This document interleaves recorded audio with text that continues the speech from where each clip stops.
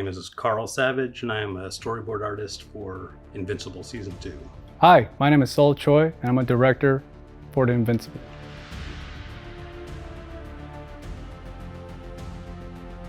From where we left off from season 1, we were touching back with Mark, we're touching back with the team again. We're reintroducing a new villain, so there's a lot of stuff. So we were nervous to the point, I guess, just getting it done right, because we want to, make sure we're doing the best that we can. But besides that, I think generally we're super excited. The alternate versions of the characters I thought were very interesting takes, a lot more grizzled, a lot more battle-worn. But being in another universe, it's quite surprising to see your characters act so differently. And an evil Mark, especially with Steven's acting, just being so still invincible. What the hell was that? A portal or something? Who cares? How did you feel seeing evil Mark snapping Eve's back? Yeah, that was surprising, yeah. Huh, so that's what you were practicing on those protesters last week. I was surprised by that. I was like, wow, he's really going for it. That's really ruthless of him. Carl, our storyboard artist, did a fantastic job with that scene, so it was really impactful. I thought it was a very interesting, very cool take on the characters, especially Robot running around and Angstrom. With Angstrom, it's nice to see his development of where his goals come from. We start with this first impression, okay, his initial idea of what he's gonna do. Progressing throughout the episode, you see it escalate, and then at the end, we have that big reveal. It's nice. So when the audience sees and be introduced to this new villain, you know exactly where he's coming from. So, it's not just like, I wanna do bad, but, although I don't agree, I do understand where he's coming from. So I thought that was great. The montage sequence that kicks off the regular timeline after the alternate dimension stuff. It was a lot of work. It was a lot to consider. It was the economy of storytelling. Like, how can I show these beats as efficiently as possible to communicate the emotions he's going through, as well as like his reticence to act after the events of season 1. And so the fact that they took my stuff and then were able to put Karma Police over it was extremely exciting. I couldn't believe it.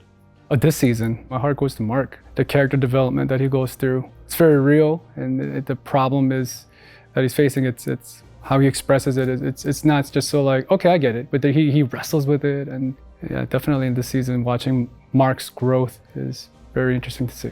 My favorite stuff to board are small beats and character beats and stuff that kind of informs a character, or you see something and instantly you go, oh, that's this person's motivation in this moment. I love Sandra Oh's work on the show.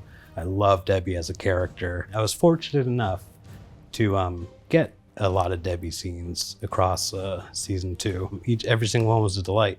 I never got the scene with Rexplode, and I love Jason Mantzoukas. That was a bummer. It looked effortless, but I feel like a lot of preparation went into it. I believe we've seen superhero flying fight scenes so many times, so I guess one of the big impression is the fact that we don't want to make it look so generic. I guess the golden rule is just nobody wants Invincible or anybody that flies to look like they're just kind of like dangling and floating in the air, just like unmotivated, just kind of droopy. This is what they do normally, so just kind of make it so that it's unique to the character and the way they fly. Everybody's got like personalities to how they fly, more or less, based on what allows them to fly. I guess having a bigger mind approaching flying scenes, not so narrow, oh, they have to just move this way or they have to look a certain way. We could just kind of go all out, because these guys could just float around, stand. I mean, this is what they just do normally, so effortlessly.